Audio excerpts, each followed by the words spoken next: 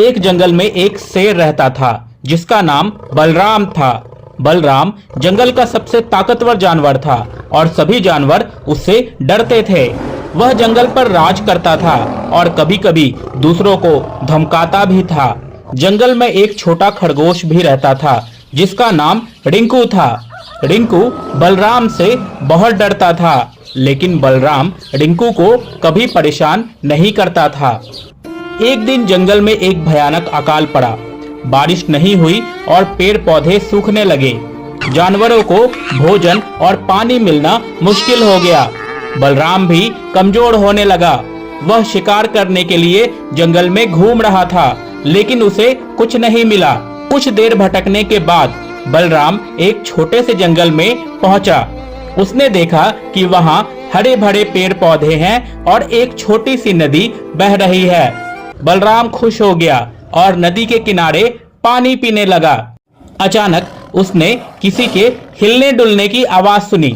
उसने चारों ओर देखा तो देखा कि रिंकू एक पेड़ के नीचे छिपा हुआ है। बलराम ने रिंकू को धमकाया और कहा, यहाँ क्या कर रहे हो छोटे खरगोश? क्या तुम नहीं जानते कि यह मेरा जंगल है?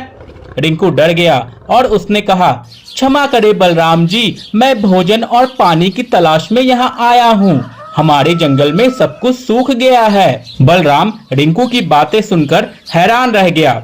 उसने कभी नहीं सोचा था कि जंगल के दूसरे हिस्से में भी हालात इतने खराब होंगे। उसने रिंकू को धमकाने के बजाय उससे पूछा, क्या तुम्हें पता है कि यहाँ भोजन और पानी कहाँ मिल सकता है? रिंकू ने कहा, हाँ बलराम जी, इस जंगल में कुछ फल हैं जो खाने योग्य हैं और नदी का पानी पीने के लिए सुरक्षित है। बलराम रिंकू के साथ जंगल में गया और उसने वहीं फल खाए और पानी पिया जो रिंकू ने बताया था। रिंकू ने बलराम की मदद की और बलराम को एहसास हुआ कि रिंकू उसका असली मित्र है। बलराम ने रिंकू से पूछा, रिंकू तुम मेरे से डरते क्यों हो? मैं तुम्हें कभी परेशान नहीं करता।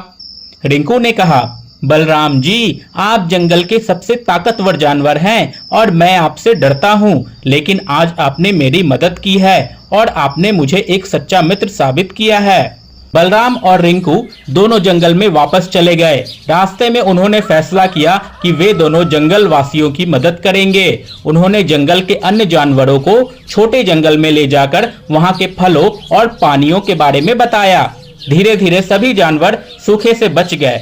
बलराम ने अब दूसरे को धमकाना बंद कर दिया। वह जानवरों का राजा नहीं बना रहना चाहता था, बल्कि उनका मित्र बनना चाहता था। उसने रिंकू को अपना सबसे अच्छा दोस्त बना लिया। सीख, यह कहानी हमें सिखाती है कि सच्ची मित्रता ताकत या आकार पर निर्भर नहीं करती।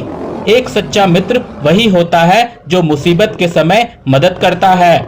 बलराम जंगल का सबसे ताकतवर जानवर था, लेकिन रिंकू उसकी मदद करने में सक्षम था। इस कहानी से यह भी पता चलता है कि ताकत का सही इस्तेमाल दूसरों को धमकाने में नहीं, बल्कि उनकी मदद करने में होता है। धन्यवाद।